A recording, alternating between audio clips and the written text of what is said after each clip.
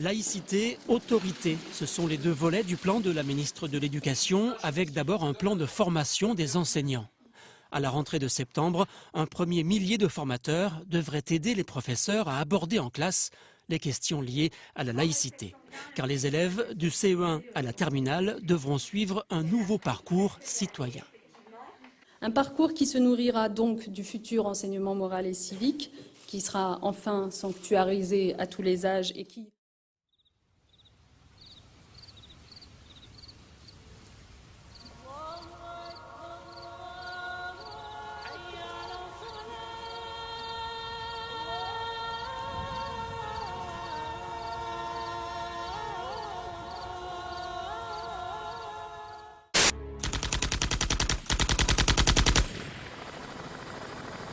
Quand l'ouragan Katrina frappa la Nouvelle-Orléans en août 2005, le monde découvrit avec stupéfaction une sorte d'apartheid du désastre. Les habitants les plus fortunés quittèrent la ville, tandis que des dizaines de milliers de gens vulnérables restaient coincés sans recevoir quasiment aucun secours de l'État. Milton Friedman died in 2006. His very last piece of public policy recommendation was an op-ed he wrote for the Wall Street Journal 3 months after Katrina. He said, most New Orleans schools are in ruins, as are the homes of children who have attended them. The children are now scattered all over the country. This is a tragedy. It is also an opportunity to radically reform the education system. He was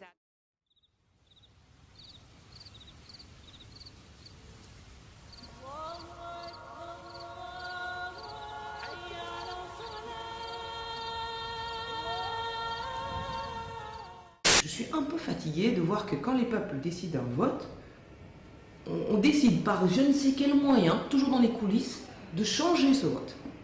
C'est-à-dire que les gens ont dit non à la Constitution de 2005, mais elle est revenue par la fenêtre.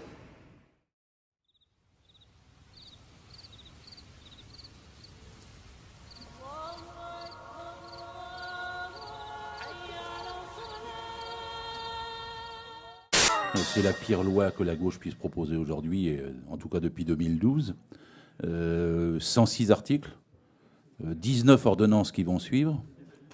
Le travail le dimanche, ça c'est ce qui est le plus connu, mais il y a aussi le travail de nuit, jusqu'à 23h59, en soirée, comme ils disent. Il y a la facilité de licenciement. Il y a au moins 4 mesures qui vont faire que même les gens qui sont licenciateurs ne pourront pas obtenir d'indemnité ni être réintégrés. Vous avez la case de l'inspection du travail, la suppression du droit pénal du travail, et finalement, le recul le plus spectaculaire du droit du travail qu'on pourra avoir eu depuis le Conseil national de la résistance et la fin de la Seconde Guerre mondiale. On nous a présenté ça comme une loi d'avenir, c'est une loi du 19e siècle. Et en général, c'est la dérégulation. Alors, pourtant, nous, on le sait. Quand on dérégule, ça augmente le chômage. Ce qui permet de lutter contre le chômage, c'est la loi et la régulation. Il n'y a pas d'exemple contraire depuis qu'il y a eu une augmentation des facilités de licenciement. Le chômage a toujours augmenté. Et cette loi Macron va être une loi pour le chômage. Ça va être une loi contre les salariés. Ça va être une loi rétrograde à 100%. Pourquoi quelqu'un qui se prétend de gauche, qui est dans un gouvernement de gauche, ose-t-il faire ça? Et pourquoi l'ensemble de la société et le syndicat ne sont-ils pas vent debout? S'il y avait le début d'une loi comme ça, écoutez-moi bien, qui soit mise en place dans d'autres circonstances, on serait tous en manifestation. Permettez-moi de vous dire que ces manifestations méritent plus de 3 à 4 millions de personnes. Ce qui se passe est grave. Alors, il faut...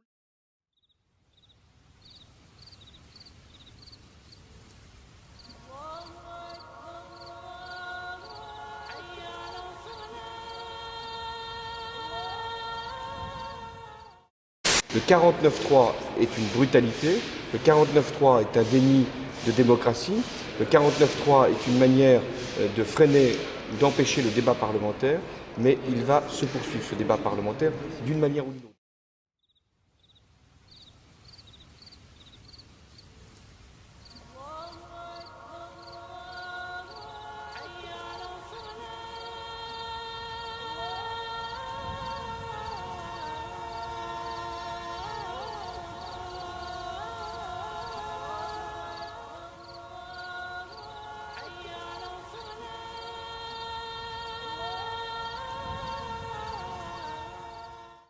La pièce d'identité, c'est un élément essentiel. Ça paraît dingue, une pièce. D'abord, ces gens-là sont des guerriers, visiblement très formés, méthodiques, avec beaucoup de sang-froid. Et ils oublieraient une carte d'identité dans une voiture. C'est effectivement assez étonnant parce que une carte d'identité au nom de Saïd Kouachi. Si c'est une carte d'identité des deux hommes, ça trancherait sévèrement avec le professionnalisme barbare dont ils ont fait la preuve hier matin. C'est vrai, Christophe, parce que jusqu'ici, il n'y a aucun grain de sable dans le déroulement de leur opération, sinon l'accident de voiture avec la Clio noire dans le 19e arrondissement, et puis cette carte d'identité qu'on retrouve, mais sinon, il n'y a aucune faille dans le déroulement, dans le scénario qui a été monté par eux, forcément, puisque tout était préparé, suivi ensuite, respecté jusqu'au repli, puisqu'ils avaient décidé donc de repartir, hein, de ne pas se faire tuer là-bas.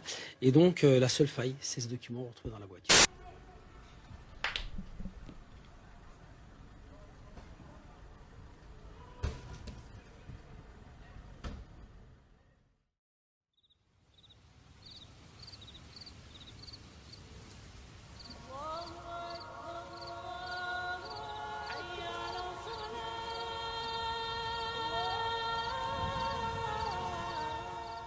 Donc tu es revenu en France il n'y a pas très longtemps. Si, il y a longtemps, ça veut dire les services secrets. T'inquiète pas, je les connais, je sais très bien comment j'ai pu bien faire les choses. D'accord. Et là, vous êtes que tous les deux, toi et ton frère. Là, ça, c'est pas ton problème. Et il y a des gens qui sont derrière vous quand même ou pas? Ça, ce n'est pas ton problème.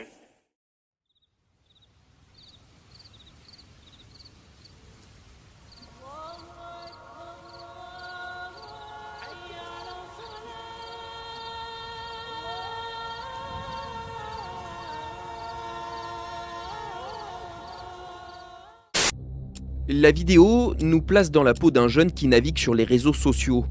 Sous sa souris, les pages d'apologie au djihad défilent. Un inconnu envoie alors un message. Il propose de répondre à toutes les questions sur la Syrie et l'Irak et de mettre en contact avec des combattants. En quelques secondes, le parcours type d'une radicalisation sur Internet est retracé. La vidéo s'applique alors à démonter un par un les principaux arguments des recruteurs. Ils te disent « sacrifie-toi à nos côtés, tu défendras une juste cause ». En réalité, tu découvriras l'enfer sur Terre et tu mourras seul, loin de chez toi. À chaque fois, la couleur s'oppose au noir et blanc, les images de propagande à celles de l'horreur de la guerre. La vidéo se déclenche automatiquement à chaque connexion sur le site Stop Djihadisme. Sur cette plateforme lancée par le ministère de l'Intérieur, des conseils pour aider les familles à repérer les premiers signes d'une radicalisation et un numéro vert à appeler en cas de doute.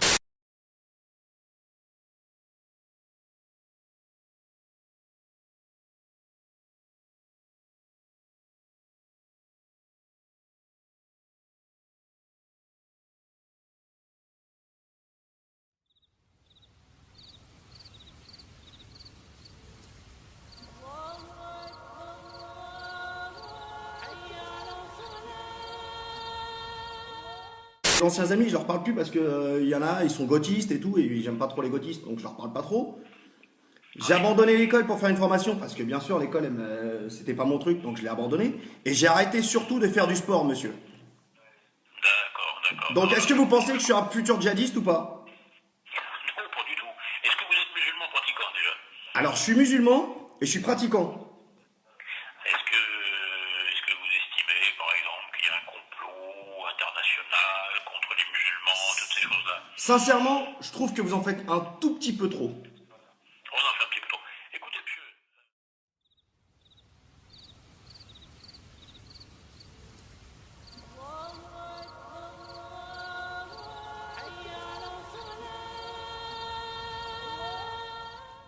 Le 8 janvier dernier, au lendemain de la tuerie de Charlie Hebdo, des élèves de CE2 discutent du drame avec leur instituteur.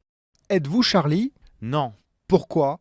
Parce qu'ils ont caricaturé le prophète. Moi, je suis avec les terroristes. Le professeur alerte alors son directeur. L'enfant et ses parents sont convoqués. Mais 13 jours plus tard, le directeur de l'école va plus loin. Il dépose plainte contre le père de l'enfant pour apologie du terrorisme. Résultat, hier, avec son père, l'enfant a été entendu près de 2 heures par la police lors d'une audition libre. On lui a posé les questions.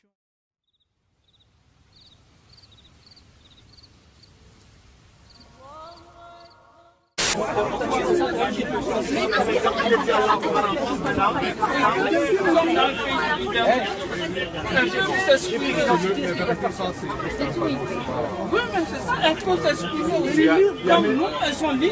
a 1000 personnes mortes de jour à Palestine, mais personne ne l'ouvre la bouche. Mais il y a 12 personnes de morts en France et tout ça, elle est passée à la grande marche. Elle aussi, elle peut s'exprimer.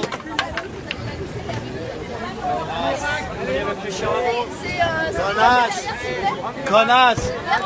Connasse. Voilà, canalisez bien sur l'arrière. En avant, s'il vous plaît, s'il vous plaît.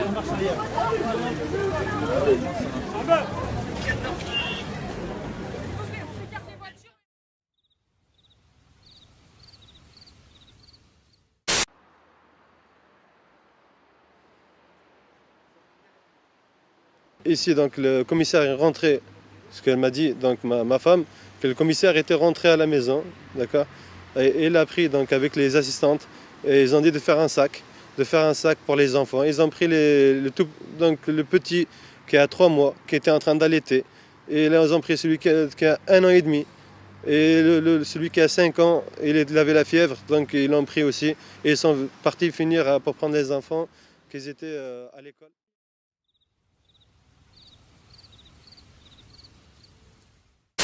La chancelière et moi-même, nous considérons qu'il y a un risque de guerre aux portes de l'Europe et qu'il peut y avoir, et il y a déjà, je pense que c'est une des dernières chances. Et c'est pourquoi nous avons pris cette initiative. Parce que si nous ne parvenons pas à trouver, non pas un compromis, mais un accord durable de paix, eh bien, nous connaissons parfaitement le scénario. Il a un nom, il s'appelle la guerre.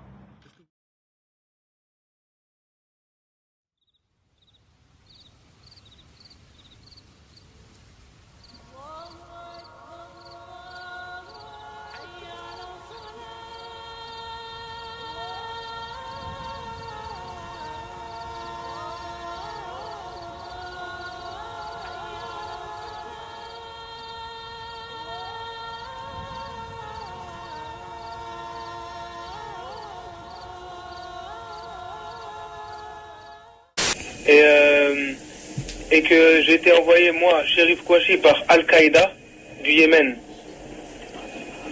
D'accord, d'accord.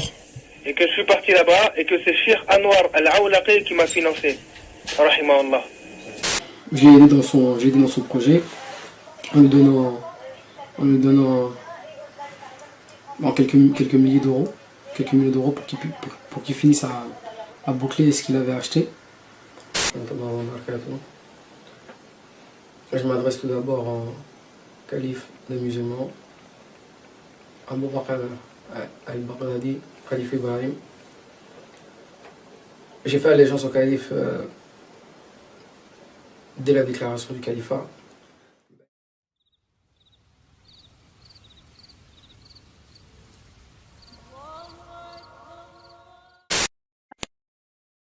We also have a history of kind of moving in and out of Pakistan.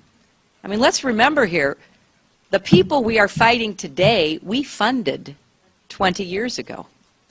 And we did it because we were locked in this struggle with the Soviet Union.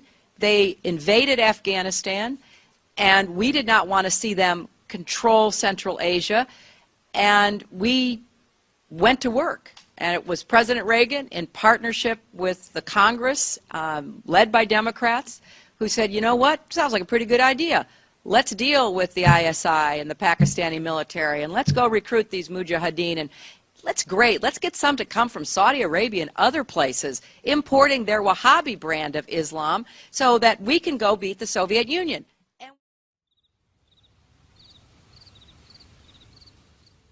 Look, ISIS got started through funding from our friends and allies, because as people will tell you in the region, if you want somebody who will fight to the death against Hezbollah.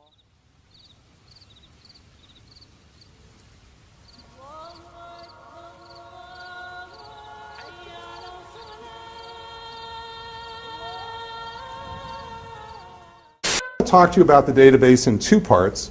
First, the world of suicide terrorism around the world from 1980 to 2003. Think about that as suicide terrorism before the Iraq War, and then from 2004 on. Think about that as the world of suicide terrorism after the Iraq War. Well, from 1980 to 2003, there were 343 completed suicide terrorist attacks defined in the classic sense you would expect when I use that term of an individual killing himself, or herself on a mission to kill others. That's what we're tracking. That's classic definition. The world leader during this period is not, and I want to underscore, not an Islamic group. They're the Tamil Tigers in Sri Lanka, a Marxist group, a secular group, a Hindu group. The Tamils in Sri Lanka did more suicide attacks than Hamas or Islamic Jihad. Further, at least a third of all Muslim suicide attacks are by purely secular groups such as the PKK in Turkey, which is another Marxist, read anti-religious suicide terrorist group. Notice over 50% are not associated with Islamic fundamentalism. Now think about that for a moment. What do most people think is driving suicide terrorism? Religion. Any older religion? No.